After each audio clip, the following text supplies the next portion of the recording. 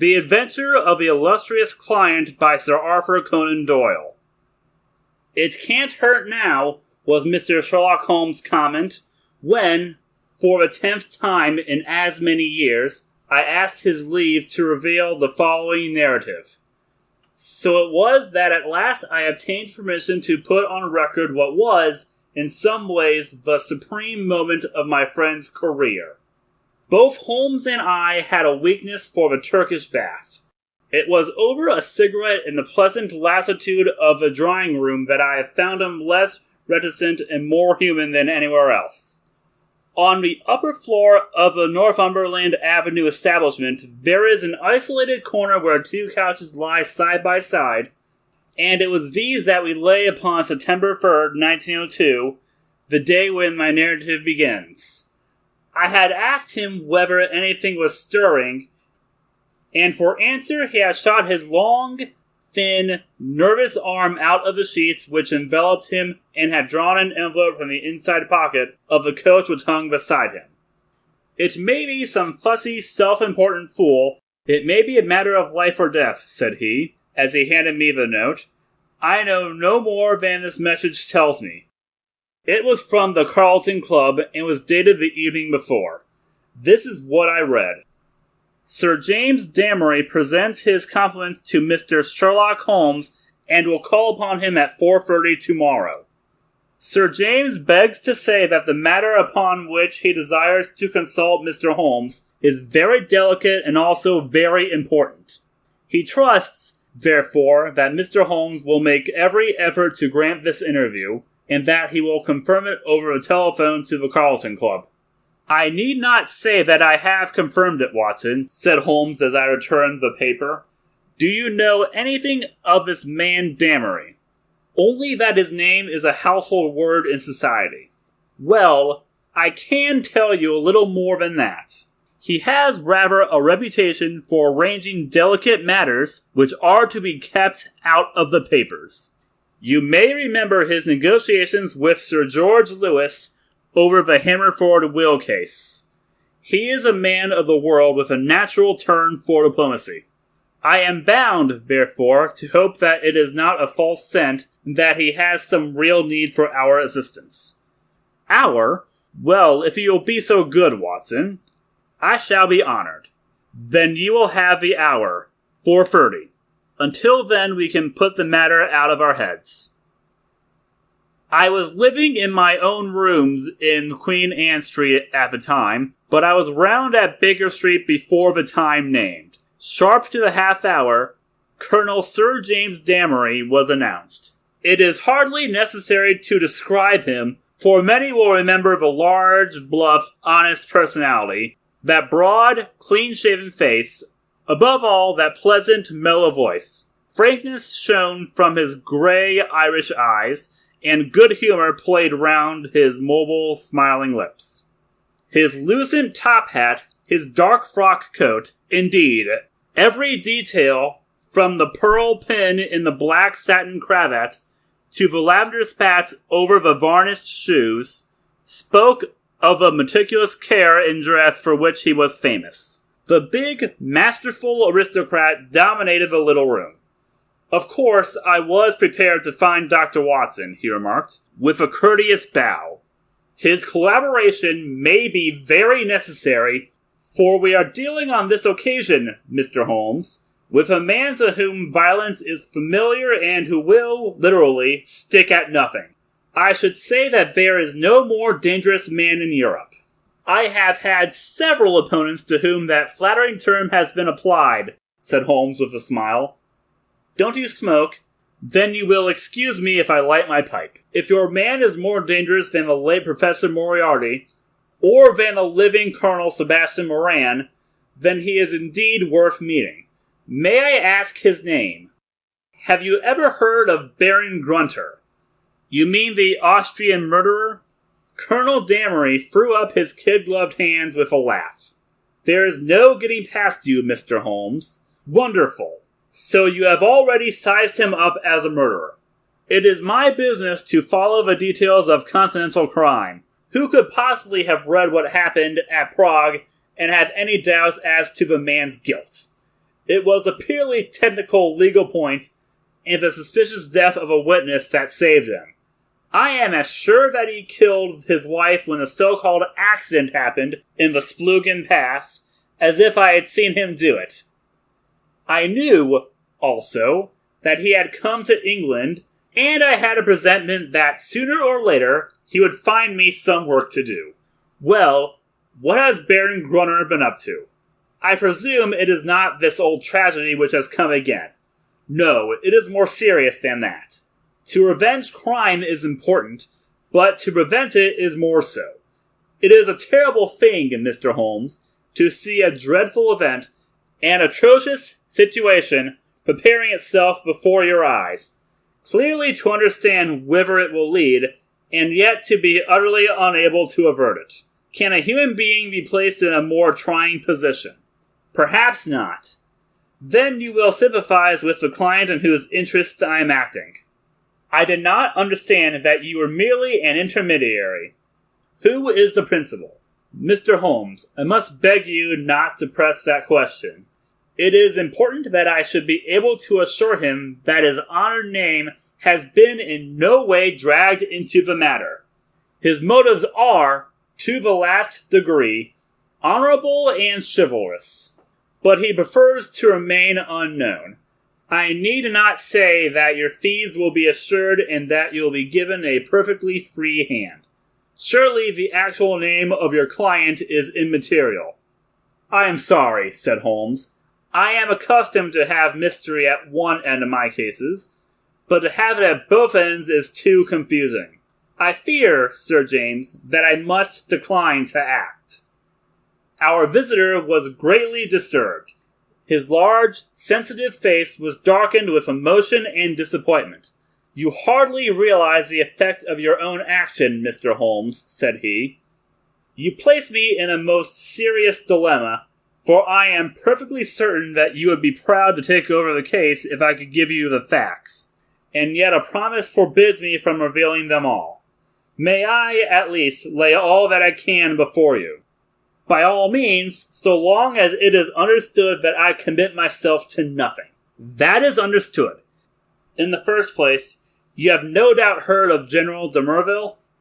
De Merville of Khyber fame? Yes, I have heard of him. He has a daughter, Violet de Merville. Young, rich, beautiful, accomplished, a wonderful woman in every way. It is this daughter, this lovely innocent girl, whom we are endeavoring to save from the clutches of a fiend. Baron Grunner has some hold over her, then? The strongest of all holds where a woman is concerned. The hold of love. The fellow is, as you may have heard, extraordinarily handsome with a most fascinating manner, a gentle voice, and that air of romance and mystery which means so much to a woman. He is said to have the whole sex at his mercy, and to have multiple ample use of the fact. But how came such a man to meet a lady of the standing of Miss Violet de Merville? It was on a Mediterranean yachting voyage.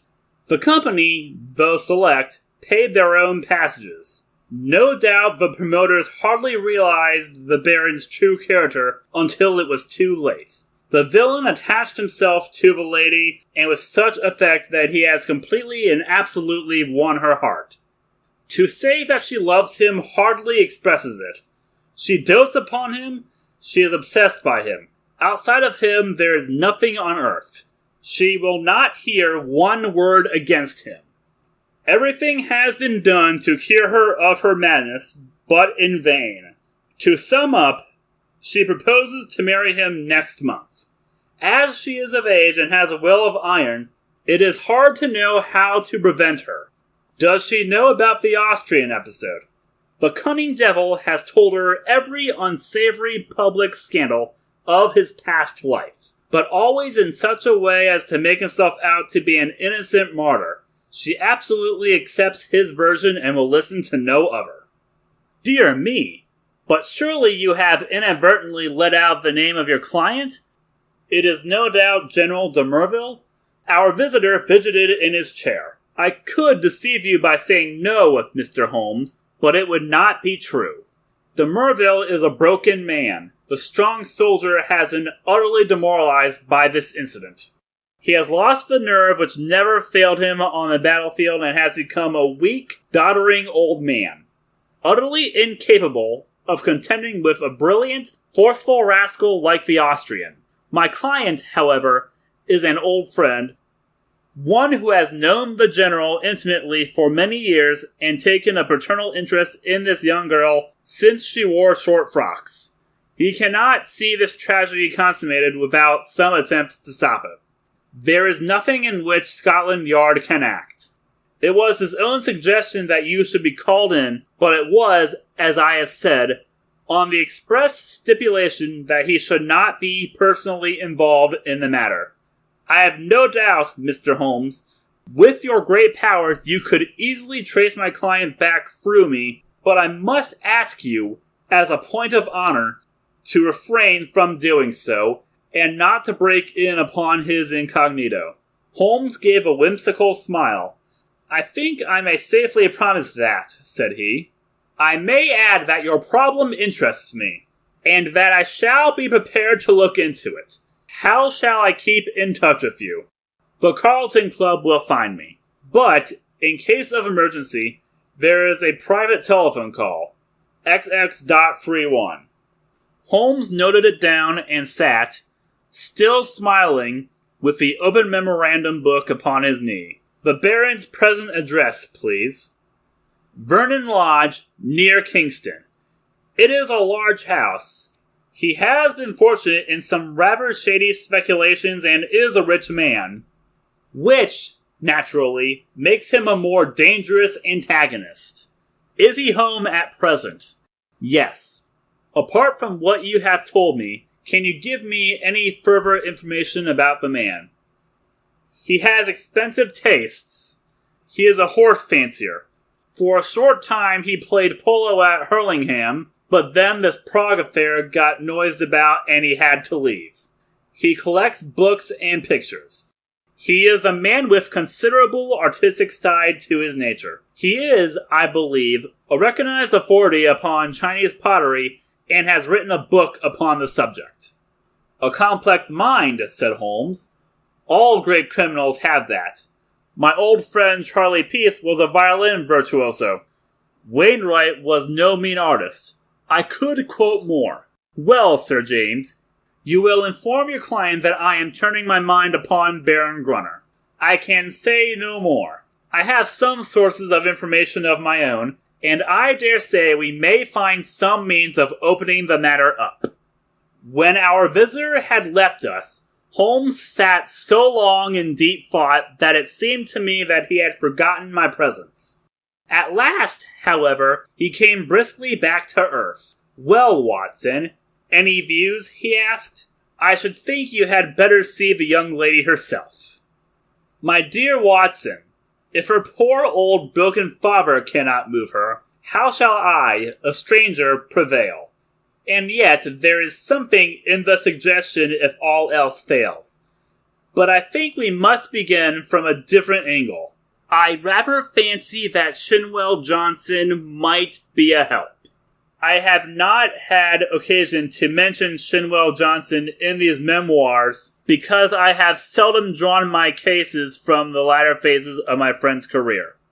During the first years of the century, he became a valuable assistant. Johnson, I grieve to say, made his name first as a very dangerous villain and served 2 terms at Parkhurst. Finally, he repented and allied himself with Holmes, acting as his agent in the huge criminal underworld of London and obtaining information which often proved to be of vital importance. Had Johnson been a narc of the police, he would soon have been exposed. But, as he dealt with cases which never came directly into the courts, his activities were never realized by his companions. With the glamour of his 2 convictions upon him, he had the entree of every nightclub, doss house, and gambling den in the town, and his quick observation and active brain made him an ideal agent for gathering information. It was to him that Sherlock Holmes now proposed to turn. It was not possible for me to follow the immediate steps taken by my friend, for I had some pressing professional business of my own, but I met him by appointment that evening at Simpson's, where, sitting at a small table in the front window, and looking down at the rushing stream of life in the Strand, he told me something of what had passed. "Johnson is on the prowl," said he. "He may pick up some garbage in the darker recesses of the underworld, for it is down there, amid the black roots of crime, that we must hunt for this man's secrets. But if the lady will not accept what is already known, why should any fresh discovery of yours turn her from her purpose? Who knows, Watson? Woman's heart and mind are insoluble puzzles to the male. Murder might be condoned or explained, and yet some smaller offense might rankle. Baron Grunner remarked to me, he remarked to you. Oh, to be sure, I had not told you of my plans. Well, Watson, I love to come to close grips with my man. I like to meet him eye to eye and read for myself the stuff that he is made of. When I had given Johnson his instructions, I took a cab out to Kingston and found the Baron in a most affable mood. Did he recognize you? There was no difficulty about that, for I simply sent in my card. He is an excellent antagonist, cool as ice, silky-voiced and soothing as one of your fashionable consultants, and poisonous as a cobra. He has breed in him a real aristocrat of crime, with a superficial suggestion of afternoon tea and all the cruelty of the grave behind it. Yes, I am glad to have had my attention called to Baron Adalbert Grunner. You say he was affable? A purring cat who thinks he sees prospective mice. Some people's affability is more deadly than the violence of coarser souls. His greeting was characteristic. I rather thought I should see you sooner or later, Mr. Holmes, said he. You have been engaged, no doubt, by General de Merville to endeavor to stop my marriage with his daughter Violet. That is so, is it not? I acquiesced. My dear man, said he, you will only ruin your own well-deserved reputation. It is not a case in which you can possibly succeed. You will have barren work, to say nothing of incurring some danger. Let me very strongly advise you to draw off at once. It is curious, I answered, but that was the very advice which I had intended to give you. I have a respect for your brains, Baron, and the little which I have seen of your personality has not lessened it. Let me put it to you as man to man. No one wants to rake up your past and make you unduly uncomfortable. It is over, and you are now in smooth waters, but if you persist in this marriage, you will raise up a swarm of powerful enemies who will never leave you alone until you have made England too hot to hold you. Is the game worth it? Surely you would be wiser if you left the lady alone. It would not be pleasant for you if these facts of your past were brought to her notice. The Baron has little wax tips of hair under his nose, like the short antennae of an insect. These quivered with amusement as he listened, and he finally broke into a gentle chuckle. Excuse my amusement, Mr. Holmes, said he, but it is really funny to see you trying to play a hand with no cards in it. I don't think anyone could do it better, but it is rather pathetic all the same. Not a color card there, Mr. Holmes. Nothing but the smallest of the small. So you think. So I know. Let me make the thing clear to you, for my own hand is so strong that I can afford to show it. I have been fortunate enough to win the entire affection of this lady. This was given to me in spite of the fact that I told her very clearly of certain unhappy incidents in my past life. I also told her that certain wicked and designing persons, I hope you recognize yourself, would come to her and tell her these things, and I warned her how to treat them. You have heard of post-hypnotic suggestion, Mr. Holmes. Well, you will see how it works, for a man of personality can use hypnotism without any vulgar passes or tomfoolery. So she is ready for you, and, I have no doubt, would give you an appointment, for she is quite amenable to her father's will, save only in the one little matter. Well, Watson, there seemed to be no more to say, so I took my leave with as much cold dignity as I could summon, but as I had my hand on the door handle, he stopped me. By the way, Mr. Holmes, said he, Do you know Lebrun, the French agent? Yes, said I. Do you know what befell him? I heard that he was beaten by some Apaches in the Montmartre district and crippled for life. Quite true, Mr. Holmes. By a curious coincidence, he had been inquiring into my affairs only a week before. Don't do it, Mr. Holmes. It is not a lucky thing to do. Several have found that out. My last word to you is to go your own way and let me go mine. Goodbye. So there you are, Watson. You are up to date now. The fellow seems dangerous. Mighty dangerous. I disregard the bluster, but this is the sort of man who says rather less than he means. Must you interfere? Does it really matter if he marries the girl? Considering that he undoubtedly murdered his last wife, I should say it mattered very much. Besides the client. Well, we need not discuss that. When you have finished your coffee, you had best come home with me, for the blithe Shinwell will be there with his report. We found him sure enough, a huge, coarse, red-faced, scorbutic man, with a pair of vivid black eyes which were the only external sign of the very cunning mind within. It seemed that he had dived down into what was, peculiarly, his kingdom. And beside him on the settee was a brand which he had brought up in shape of a slim, flame-like young woman with a pale, intense face. Youthful, and yet so worn with sin and sorrow that one read the terrible years which had left their leprous mark upon her. "This is Miss Kitty Winter," said Shinwell Johnson, waving his fat hand as an introduction. "What she don't know, well, there, she'll speak for herself. Put my right hand on her, Mr. Holmes, within an hour of your message." "I'm easy to find," said the young woman. "Just London gets me every time.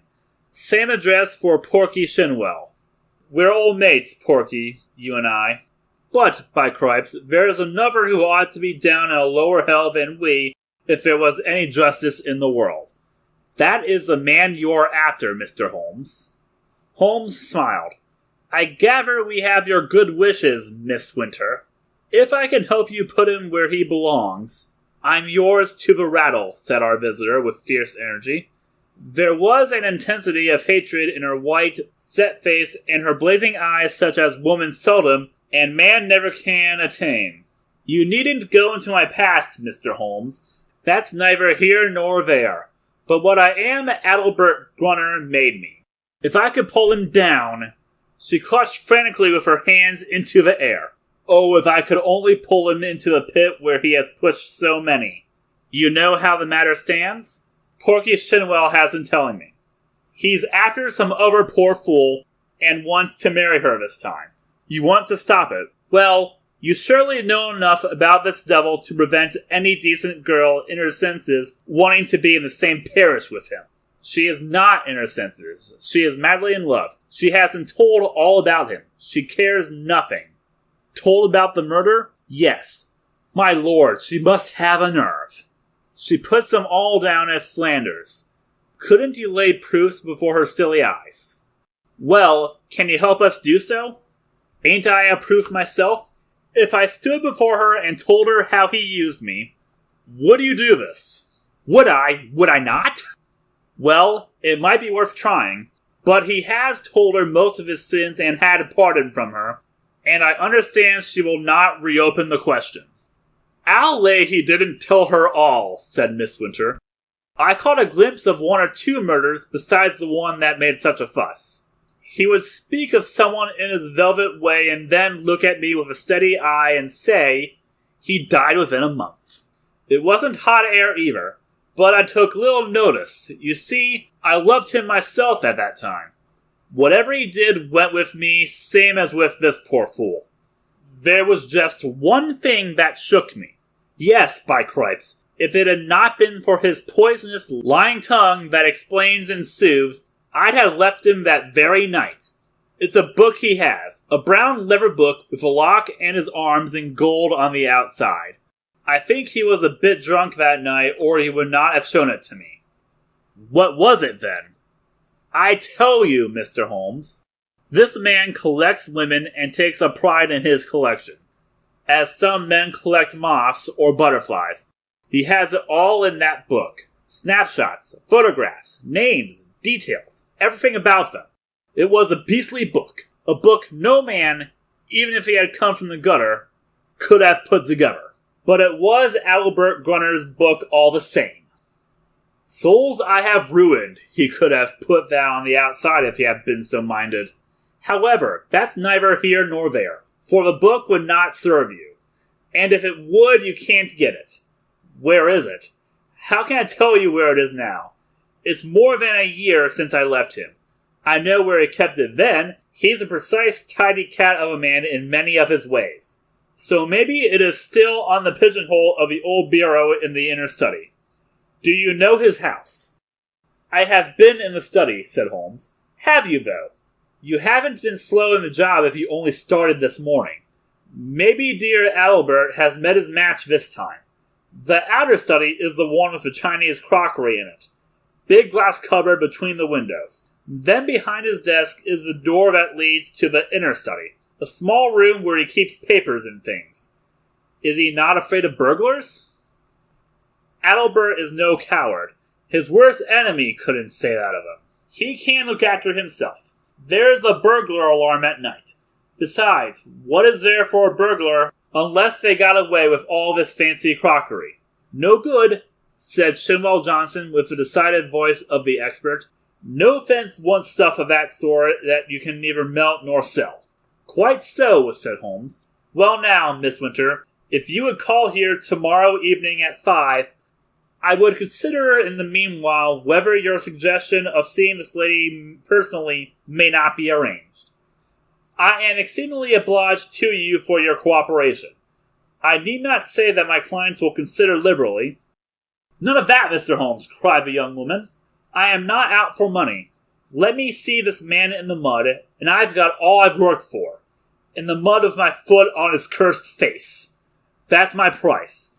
I'm with you tomorrow or any other day so long as you are on his track. Porky here can tell you always where to find me.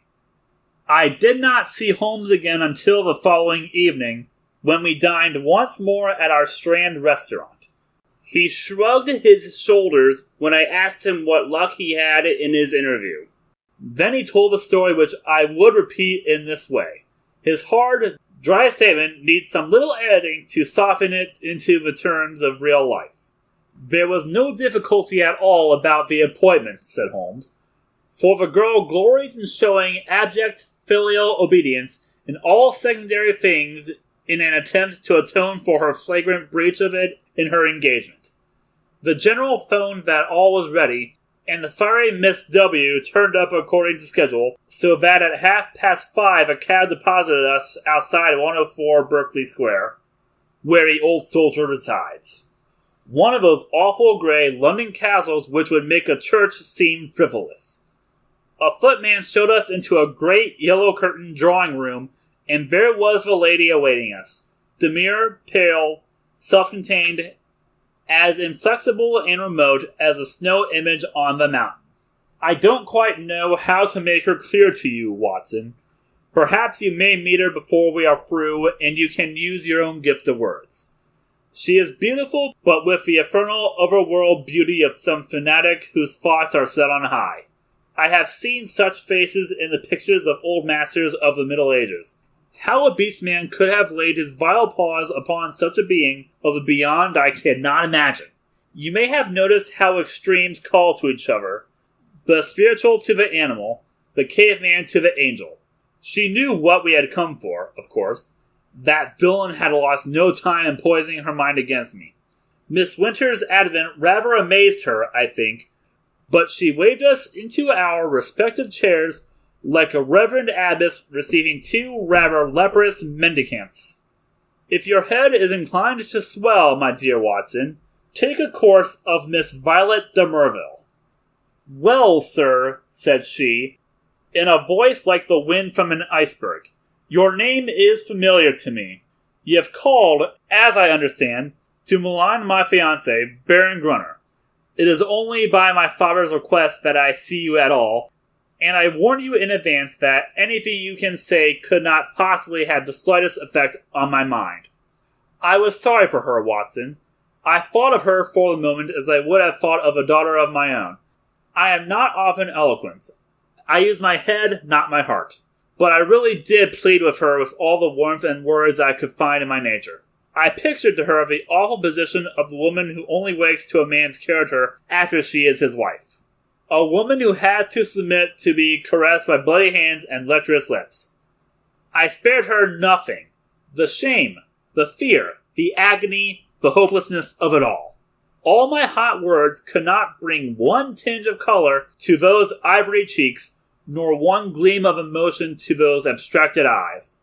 I thought of what the rascal had said about a post-hypnotic influence. One could really believe that she was living above the earth in some ecstatic dream. Yet there was nothing indefinite in her replies. "I have listened to you with patience, Mr. Holmes," said she. "The effect upon my mind is exactly as predicted. I am aware that Adalbert, that my fiancé, has had a stormy life in which he has incurred bitter hatreds and most unjust aspirations. You are only the last of the series who have brought their slanders before me. Possibly you mean well, though I learn that you are a paid agent who would have been equally willing to act for the Baron as against him. But in any case, I wish you to understand once and for all that I love him and that he loves me, and that the opinion of all the world is no more to me than the twitter of those birds outside the window.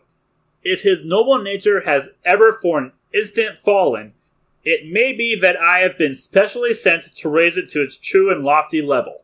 I am not clear," here she turned her eyes upon my companion, "who this young lady may be." I was about to answer when the girl broke in like a whirlwind. If ever you saw flame and ice face to face, it was those two women. "I'll tell you who I am," she cried, springing out of her chair, her mouth all twisted with passion.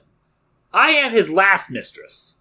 I am one of 100 that he has tempted and used and ruined and thrown into the refuse heap, as he will you also. Your refuse heap is more likely to be a grave, and maybe that's the best. I tell you, you foolish woman, if you marry this man, he'll be the death of you. It may be a broken heart, or it may be a broken neck, but he'll have you one way or the other. It's not out of love for you I'm speaking. I don't care a tinker's curse whether you live or die. It's out of hate for him, and to spite him and to get back at him for what he did to me. But it's all the same, and you needn't look at me like that, my fine lady, for you may be lower than I am before you are through with it." "I should prefer not to discuss such matters," said Miss de Merville coldly. "Let me say once and for all that I am aware of 3 passages in my fiancé's life in which he became entangled with designing women, and that I am assured of his hearty repentance for any evil that he may have done." "3 passages!" screamed my companion. "You fool! You unutterable fool!" "Mr. Holmes, I beg that you will bring this interview to an end," said the icy voice. "I have obeyed my father's wish in seeing you, but I am not compelled to listen to the ravings of this person." With an oath, Miss Winter darted forward, and if I had not caught her wrist, she would have clutched this maddening woman by the hair. I dragged her toward the door and was lucky to get her back into the cab without a public scene, for she was beside herself with rage. In a cold way, I felt pretty furious myself, Watson, for there was something indescribably annoying in the calm aloofness and supreme self-complacence of the woman whom we are trying to save. So now, once again, you know exactly how we stand, and it is clear that I must plan some fresh opening move, for this gambit won't work. I'll keep in touch with you, Watson, for it is more than likely that you will have your part to play, though it is just possible that the next move may lie with them rather than with us. And it did. Their blow fell, or his blow rather, for never could I believe that the lady was privy to it. I think I could show you the very paving stone upon which I stood when my eyes fell upon the placard, and a pang of horror passed through my very soul.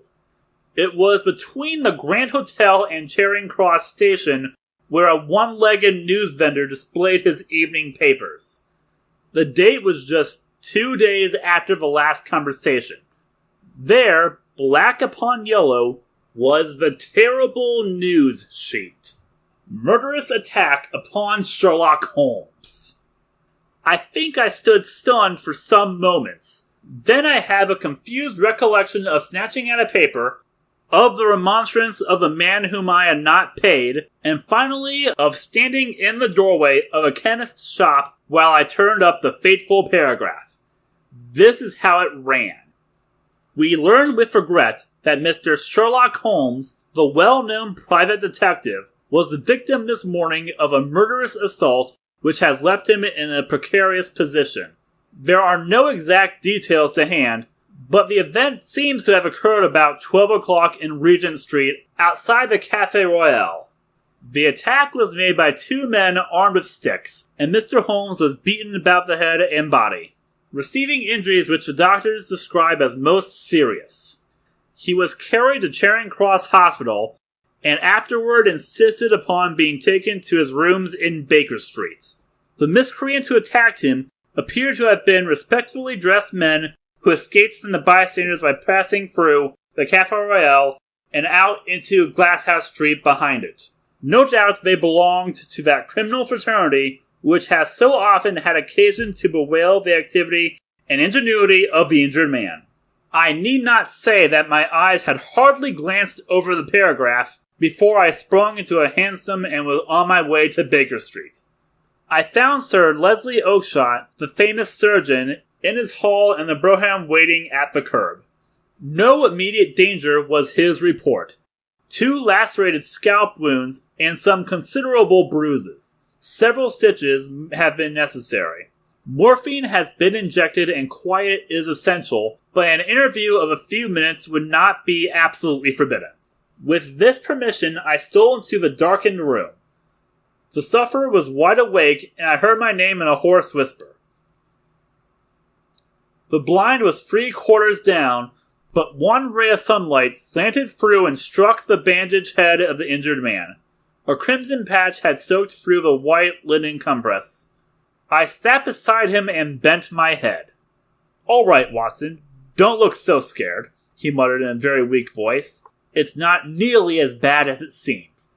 Thank God for that.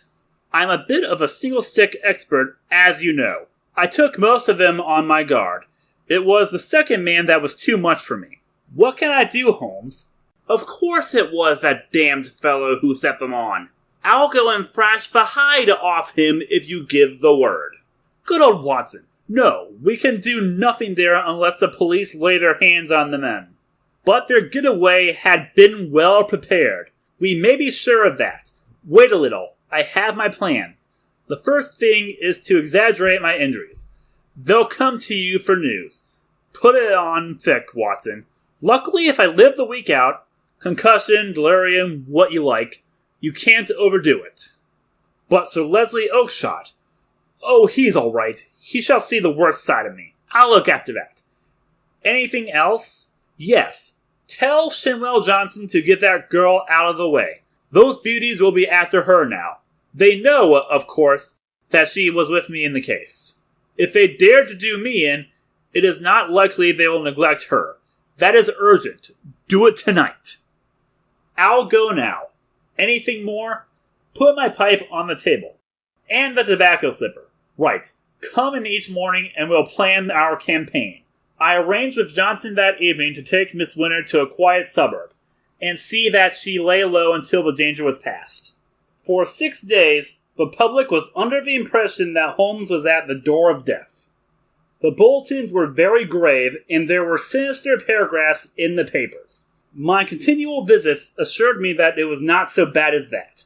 His wiry constitution and his determined will were working wonders. He was recovering fast, and I had suspected at times that he was really finding himself rather faster than he pretended, even to me. There was a curious secretive streak in the man which led to many dramatic effects, but left even his closest friend guessing as to what his exact plans might be. He pushed to an extreme the axiom that the only safe plotter was he who plotted alone. I was nearer him than anyone else, and yet I was always conscious of the gap between us. On the 7th day, the stitches were taken out, in spite of which there was a report of ursipillas in the evening papers. The same evening papers had an announcement which I was bound, sick or well, to carry to my friend. It was simply that among the passengers on the Cunard boat Ruritania, starting from Liverpool on Friday, was the Baron Adalbert Grunner, who had some important financial business to settle in the States before his impending wedding to Miss Violet de Merville, only daughter of etc., etc. Holmes listened to the news with a cold, concentrated look upon his pale face, which told me that it hit him hard. "Friday," he cried. "Only 3 clear days. I believe the rascal wants to put himself out of danger's way. But he won't, Watson. By the Lord Harry, he won't. Now, Watson, I want you to do something for me. I am here to be used, Holmes. Well then, spend the next 24 hours in an intensive study of Chinese pottery." He gave no explanations, and I asked for none. By long experience, I had learned the wisdom of obedience. But when I left his room, I walked down Baker Street, revolving in my head how on earth I was to carry out so strange an order. Finally, I drove to the London Library in St. James Square, put the matter to my friend Lomax, the sub-librarian, and departed to my rooms with a goodly volume under my arm. It is said that the barrister who crams up a case with such care that he can examine an expert witness upon the Monday has forgotten all his forced knowledge before the Saturday. Certainly, I should not like now to pose as an authority upon ceramics. And yet, all that evening and all that night, with short interval for rest, and all next morning, I was sucking in knowledge and committing names to memory. There I learned of the hallmarks of the great artist-decorators, of the mystery of cyclical dates, the marks of the Hung Woe and the beauties of the Young Lo, the writings of the Ting Ying, and the glories of the primitive period of the Sung and the Wan. I was charged with all this information when I called upon Holmes next evening. He was out of bed now, though you would not have guessed it from the published reports, and he sat with his much-bandaged head resting upon his hand in the depth of his favorite armchair. "Why, Holmes," I said, "if one believes the papers, you are dying." "That," said he, "is the very impression which I intended to convey. And now, Watson, have you learned your lesson? At least I have tried to." "Good. You could keep an intelligent conversation on the subject?" "I believe I could." "Then hand me that little box from the mantelpiece." He opened the lid and took out a small object most carefully wrapped in some fine Eastern silk. This he unfolded and disclosed as a delicate little saucer of the most beautiful deep blue color. "It needs careful handling, Watson. This is the real eggshell pottery of the Ming Dynasty. No finer piece ever passed through Christie's. A complete set of this would be worth a king's ransom. In fact, it is doubtful if there is a complete set outside of the Imperial Palace of Pekin. The sight of this would drive a real connoisseur wild. What am I to do with it?" Holmes handed me a card upon which was printed, "Dr. Hill Barton, 369 Half Moon Street." "That is your name for the evening, Watson. You will call upon Baron Grunner. I know something of his habits, and at 8:30 he would probably be disengaged. A note will tell him in advance that you are about to call, and you will say that you are bringing him a specimen of an absolutely unique set of Ming china. You may as well be a medical man, since that is a part which you can play without duplicity. You are a collector. This set has come your way. You have heard of the Baron's interest in the subject, and you are not averse to selling it at a price." "What price?" "Well asked, Watson. You would certainly fall down badly if you did not know the value of your own wares. This saucer was got for me by Sir James, and comes, I understand, from the collection of his clients. You will not exaggerate if you say that it could hardly be matched in the world. I could perhaps suggest that the set should be valued by an expert." "Excellent, Watson. You scintillate today. Suggest Christie or Sotheby. Your delicacy prevents you putting a price for yourself. But if he won't see me, Oh yes, he will see you. He has the collection mania in its most acute form, and especially on this subject, on which he is an acknowledged authority. Sit down, Watson, and I will dictate the letter. No answer needed. You will merely say that you are coming and why. It was an admirable document, short, courteous, and stimulating to the curiosity of the connoisseur. A district messenger was duly dispatched with it. On the same evening, with the precious saucer in my hand and the card of Dr. Hill Barton in my pocket, I set off on my own adventure. The beautiful house and grounds indicated that Baron Gunner was, as Sir James had said, a man of considerable wealth. A long winding drive, with banks of rare shrubs on either side, opened out into a great gravelled square adorned with statues. The place had been built by a South African gold king in the days of the Great Boom, and the long low house with the turrets at the corners, though an architectural nightmare, was imposing in its size and solidity.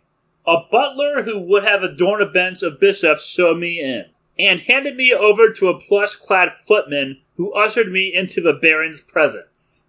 He was standing at the open front of a great case which stood between the windows and which contained part of his Chinese collection.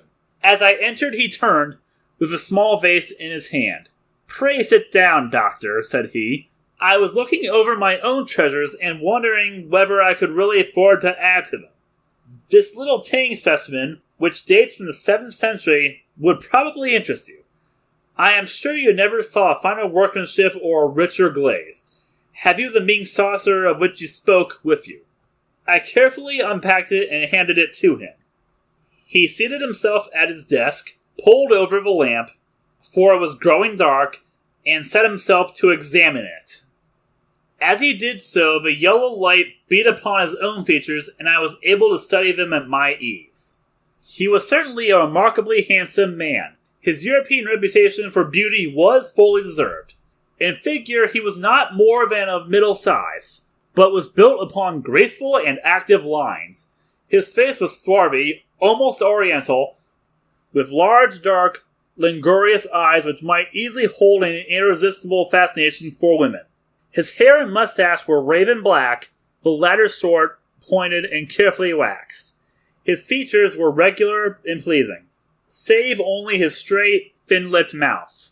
If ever I saw a murderer's mouth, it was there. A cruel, hard gash in his face, compressed, inexorable, and terrible. He was ill-advised to train his mustache away from it, for it was nature's danger signal, set as a warning to his victims. His voice was engaging, and his manners perfect. In age I should have put him at little over 30, though his record afterwards showed that he was 42. Very fine indeed," he said at last. "And you say you have a set of 6 to correspond. What puzzles me is that I should not have heard of such magnificent specimens. I only know of one in England to match this, and it is certainly not likely to be in the market. Would it be indiscreet if I were to ask you, Dr. Hill Barton, how you obtained this?" "Does it really matter?" I asked with as careless an air as I could muster. "You can see that the piece is genuine, and as to the value I am content to take an expert's valuation." "Very mysterious," said he, with a quick, dark, suspicious flash of his dark eyes. "In dealing with objects of such value, one naturally wishes to know all about the transaction. That the piece is genuine is certain. I have no doubts at all about that. But suppose, I am bound to take every possibility into account, that it should prove afterward that you had no right to sell. I would guarantee you against my claim of the sort. That, of course, would open up the question as to what your guarantee was worth. My bankers would answer that. Quite so. And yet the whole transaction strikes me as rather unusual. You can do business or not, said I with indifference. I have given you the first offer, as I understood that you were a connoisseur, but I shall have no difficulty in other quarters. Who told you I was a connoisseur? I was aware that you have written a book on the subject. Have you read the book? No. Dear me, this becomes more and more difficult for me to understand. You are a connoisseur and collector with a very valuable piece in your collection, and yet you have never troubled to consult the one book which would have told you the real meaning and value of what you held. How do you explain that? I am a very busy man. I am a doctor in practice. That is no answer. If a man has a hobby, he follows it up, whatever his other pursuits may be. You said in your note that you were a connoisseur. So I am. Might I ask you a few questions to test you?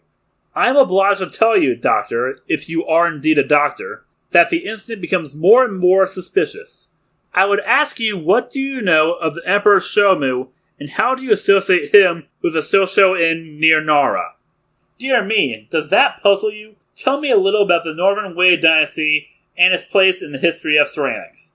I sprang from my chair in simulated anger. This is intolerable, sir, said I. I came here to do you a favor, and not to be examined as if I were a schoolboy. My knowledge on these subjects may be second only to your own, but I certainly shall not answer questions which have been put in so offensive a way. He looked at me steadily. The languor had gone from his eyes. They suddenly glared. There was a gleam of teeth from between those cruel lips. What is the game? You are here as a spy. You are an emissary of Holmes. This is a trick you are playing upon me. The fellow is dying, I hear, so he sends his tools to keep watch upon me. You have made your way in here without leave, and, by God, you may find it harder to get out than to get in. He had sprung to his feet, and I stepped back, bracing myself for an attack, for the man was beside himself with rage. He may have suspected me from the first, but certainly this cross-examination had shown him the truth. But it was clear that I could not hope to deceive him. He dived his hand into a side drawer and rummaged furiously. Then something struck upon his ear, for he stood listening intently. "Ah!" he cried. "Ah!" and dashed into the room behind him. 2 steps took me to the open door, and my mind will ever carry a clear picture of the scene within. The window leading out to the garden was wide open. Beside it, looking like some terrible ghost, his head girt with bloody bandages, his face drawn and white, stood Sherlock Holmes. The next instant he was through the gap, and I heard the crash of his body among the laurel bushes outside. With a howl of rage, the master of the house rushed after him to the open window. And then it was done in an instant, and yet I clearly saw it. An arm, a young woman's arm, shot out from among the leaves.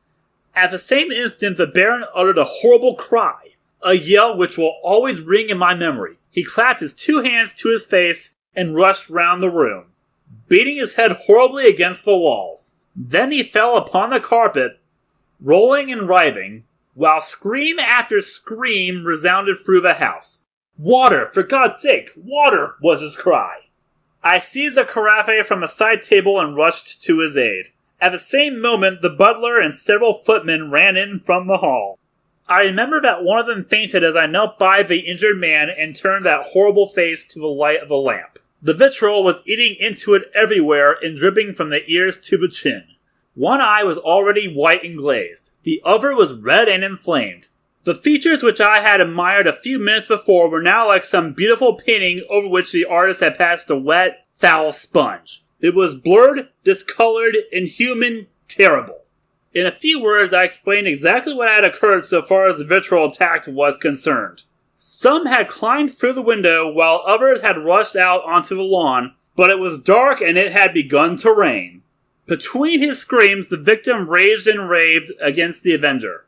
"It was a hellcat Kitty Winter," he cried. "Oh, the she-devil! She shall pay for it! She shall pay! Oh, God in heaven, this pain is more than I can bear!" I bathed his face in oil, put cotton waddings on the raw surfaces, and administered a hypodermic of morphia.